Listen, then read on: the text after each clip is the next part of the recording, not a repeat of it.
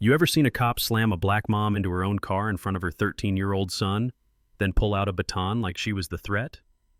Yeah, that happened. But the part that really flips the script, she didn't just stand there. She fought back. Let me back up a sec. It was 2 weeks before Christmas. Snowflakes floating like feathers, kids racing past string lights, and every front porch in Willowbrook lit up like it was trying to outdo Times Square. You could practically smell cinnamon and warm cookies in the air. And right there, in the parking lot outside Jennings Market, stood Marissa Bennett and her son Jordan. 35, widowed, soft-spoken, but built like a coiled spring beneath her winter coat. She didn't wear her past on her face, but it was there, in the calluses on her hands, in the way she scanned her surroundings, in the quiet way she carried herself.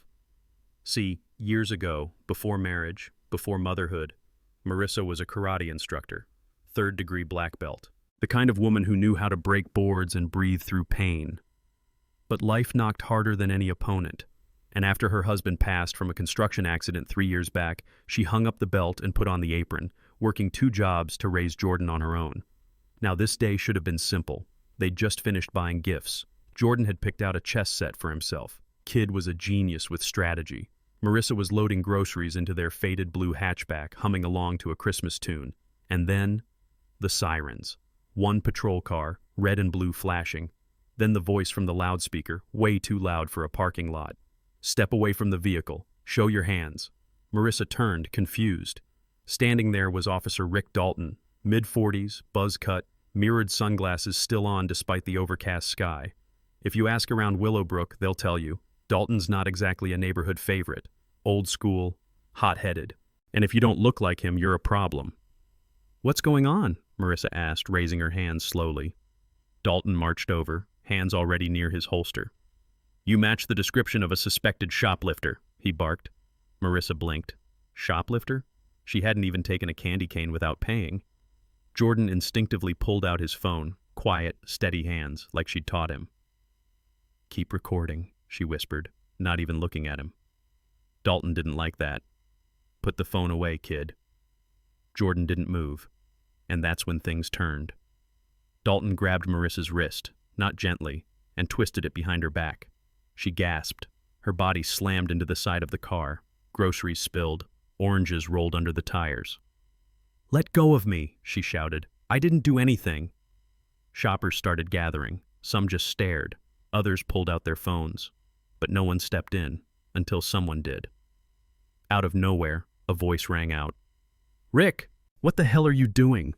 It was Elena Rivera, local nurse, off-duty, still in scrubs under her coat. She lived 2 doors down from Marissa, had seen her chase off a stray dog from her porch once. Now she stormed forward like it was her kid in danger. "She's not resisting. This is excessive," Elena shouted. Dalton turned, face flushed. "This is police business, ma'am." But Elena didn't back off. And that small moment, just that bit of resistance, sparked something. Others in the crowd stepped closer. A guy in a hoodie raised his voice. "She didn't do anything, man." Another woman yelled, "We've got this all on camera." And Rick, he panicked, pulled his baton, raised it above his head like he was ready to end this woman in front of her kid.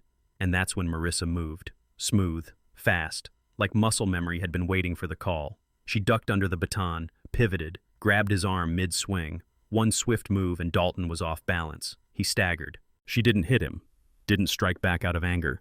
She simply redirected, used his momentum against him, just like her sensei taught her decades ago. And suddenly, he was on the ground. Baton clattered across the concrete. Silence. Then, applause. Slow at first. Then louder. Someone whistled. Someone else shouted, "That's what justice looks like." But Marissa wasn't smiling. She stood there, chest rising and falling, eyes locked on Dalton as he scrambled to sit up. Not with hatred, with disappointment. And that's when backup arrived. 3 more cruisers, sirens screaming, officers jumping out. One of them, Sergeant Paul Granger, new to town, mid-30s, clean-cut, real calm energy, took in the scene fast.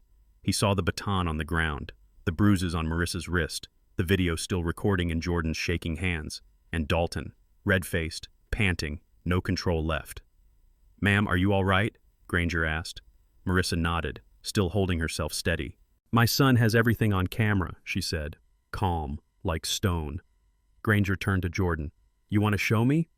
Jordan stepped forward, handed over the phone, thumbs trembling, eyes locked on his mom like she was the only anchor left in the storm. Granger watched, didn't blink, then looked up at Dalton and said, real slow, "You're done, Rick." And just like that, it was over. Dalton was cuffed. Crowd began to clap. Elena hugged Marissa. And Jordan. He finally let the tears fall. Not from fear, from pride. But it didn't end there. Oh no. In the weeks that followed, Marissa's story went viral. The footage hit every major outlet. Justice. For Marissa trended for 5 days straight.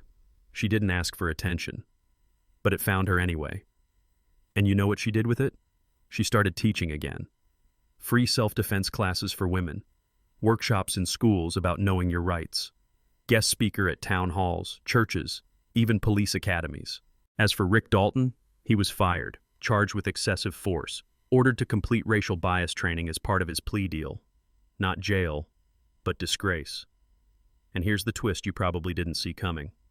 He showed up, months later, to one of Marissa's talks, sat in the back, didn't say a word, just listened. When it ended, he walked up to her, hands shaking. "I thought I was the one enforcing the law," he said, "but I didn't even understand what justice meant until you made me face myself." She didn't forgive him, not right away, but she nodded. Because growth starts somewhere. And sometimes, the people who hurt us the most are the ones who need the lesson hardest. Marissa Bennett didn't set out to be a symbol. She just wanted to get home with her son and some groceries. But that day, in a snowy parking lot, she reminded a whole town. That dignity can hit harder than a baton. That silence can be broken with one brave move. And that real power isn't about fear. It's about standing up, even when your knees are shaking. Now I want to hear from you. Was Marissa right to fight back? Can a cop like Dalton ever really change?